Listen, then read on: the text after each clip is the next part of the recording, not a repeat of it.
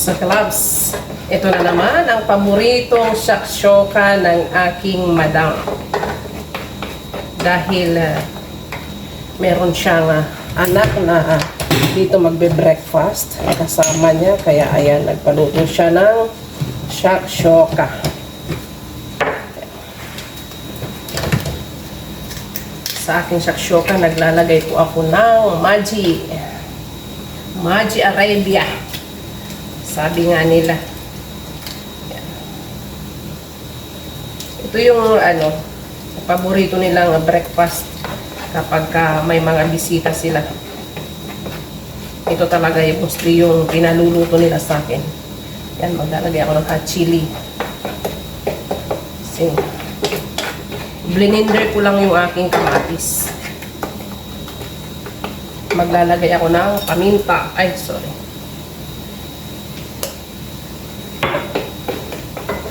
Madali lang naman siya lutuin.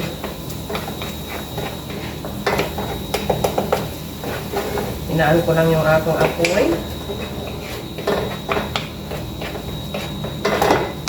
Maglalagay ako ng olive oil.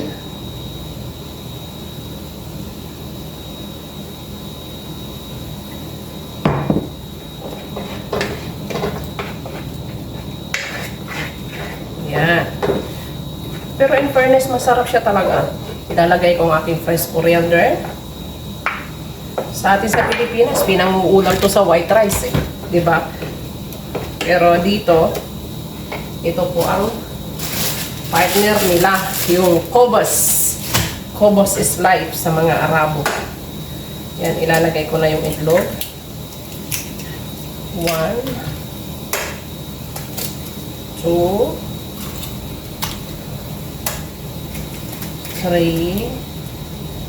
Uy, nasama yung balat. Baka sabihin ng amo ko, uy, may kasamang balat. 4, 5, 6. Yan.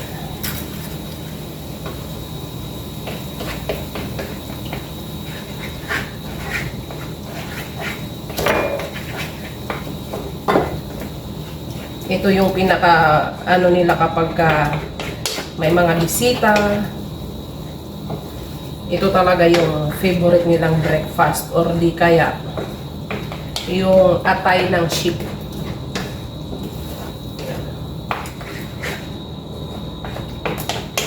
Para masabay ko na ang aking kubos. Lulutuin ko naman siya. Ay, luto na pala. Iinit ko lang. Iinit ko siya dito sa kabilang sa kabilang burner.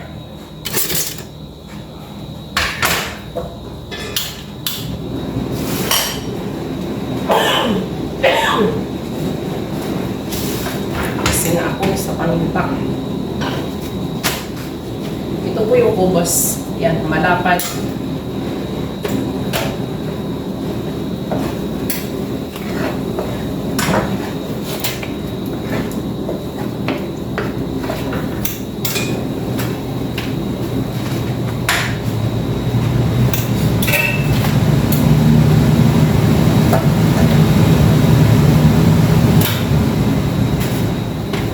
Dito kailangan mabilisan. Ganyan sila. Pagka nang hingi, kailangan mabilis. Ay, natapon na.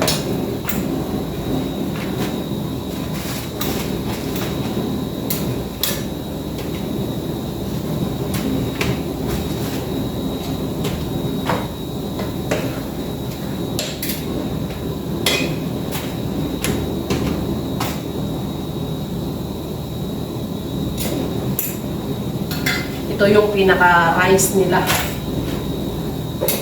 Yung kubos. Kita nyo ang lapad. Pero masarap siya. Kumbaga sa atin parang pandesal lang. Pero masarap.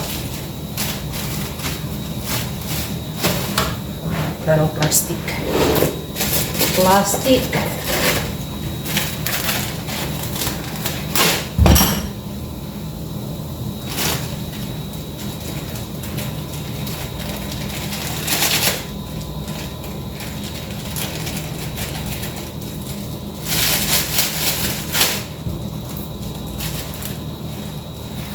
Hindi kasi siya pwedeng lumamig. Kaya ayan. Itong kubos kasi na to, pag ininit siya, tapos sinayaan siya na open, ang problema sa kanya, yung nagiging crispy siya. Yan, see?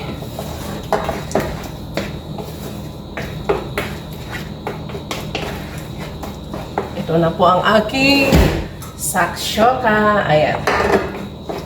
Luto na siya.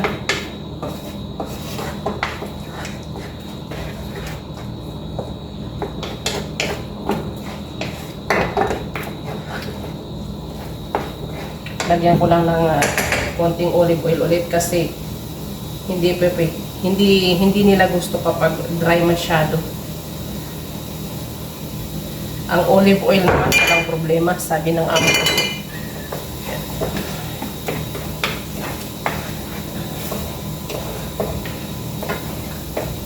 Maganda sana kung may olive oil sa Pinas na katulad dito. Kaso meron nga sa atin pala, kaso mura siya.